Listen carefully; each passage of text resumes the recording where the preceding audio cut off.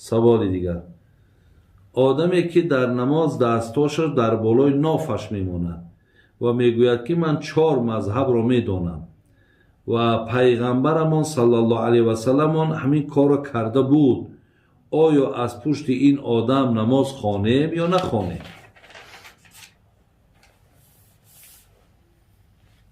برادرای عزیز و گرامی،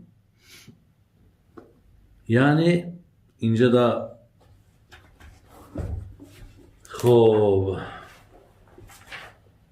میگد ان علقمه ابن وائل ابن حجر عن ابي قال رأيت النبي صلى الله عليه وسلم يزع يمينه على شماله في الصلاة تحت سرته.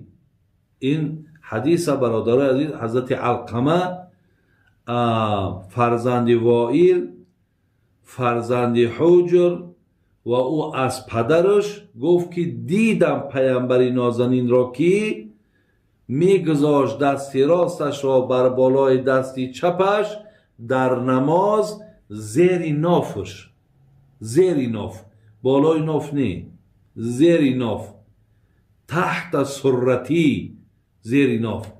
و این حدیث را برادر عزیز اینجا در زیرش آورده است که مصنف ابن ابی شیبه خب در کتابش آورده است، همچنان امام نموی در آثار و سنه هم این حدیث آورده است که میگه دیدم پیامبر گرامی را که همچنان نماز میخوان.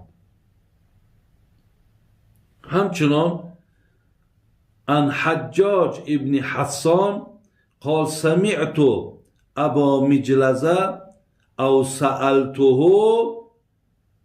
قال قلت كيف أزع قال يزع باطن كف يمين على ظاهر كف شمال ونجعلهما اسفل من سره. حالا ببین حجاج ابن حسان میگه شنیدم ابا مجلزه یا سوال کردم، گفتم که چگونه دست مگذارم؟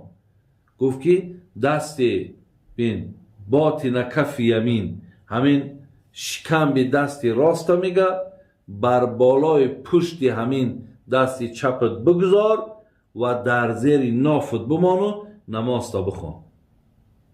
حدیث دیگر خب ایران در همین مصنف ابن ابی شیبه و آثار و سنه امام نموی و همینا دا این حدیث آورده است. ان ابراهیم قال یزع یمینه علی الشمال فی صلات تحت سرتی. جناب ابراهیم میگد که روایت شد که فرمود شخص نمازخوان دست راست خود را بر دست چپش میماند، زیر ناف نمازش میخواند. برادر عزیز، یعنی اینجا در چندین حدیث ها در همین بابی در زیر ناف ماندن دست آمده. برای می کسایی که میگن ما 4 مذهب میدانیم، اگه خدا داناهای برادر، همین کسی گفت که همین من میدانم، الله دانایی که او نمیدانه. همین اصلا آدمای میدانستگی حتی نمیگن، همین کلمه میدانم نمیگن، بلکه این خیلی یک حدیث میاره، حجت میاره و میگه این مقصد مذهب ابو حنیفه ای را میگه. برای من چند بار گفتم دادرای عزیز، شما همین را به نظر بگیرین که طریق نمازی که جناب امام ابو حنیفه و مجتهدای مذهب ما چخیل نماز خواندن، شما همون طریق اختیار کنین رفتن گیرین.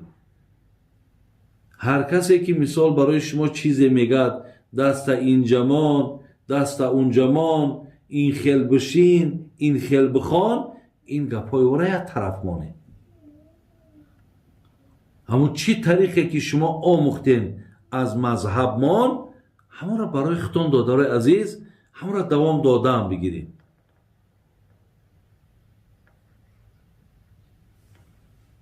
برای آن کسانی که اگر به شرطی که دستاشون مثال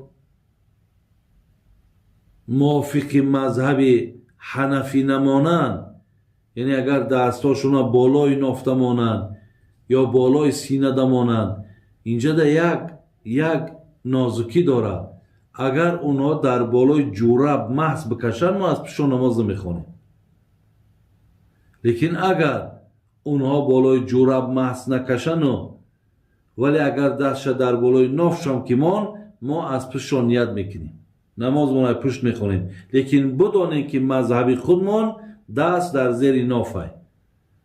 اگر ضرور ماندین و غیر امو امام کسی نباشد که شما از پشتش نماز خوانین، بعد در اون حالت پشتش نماز بخونین.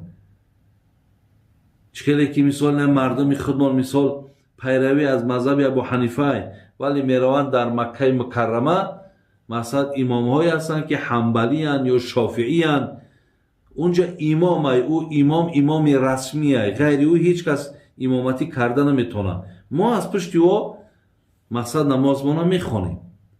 لیکن شما اگر امکانیتی باشد که یگان نفر دیگری را که از پیروی مذهبی خودتان میکند، اگر وی امکانی امام کردن باشد از پشت وی نماز بخونید، اینش بهتره برادر عزیز.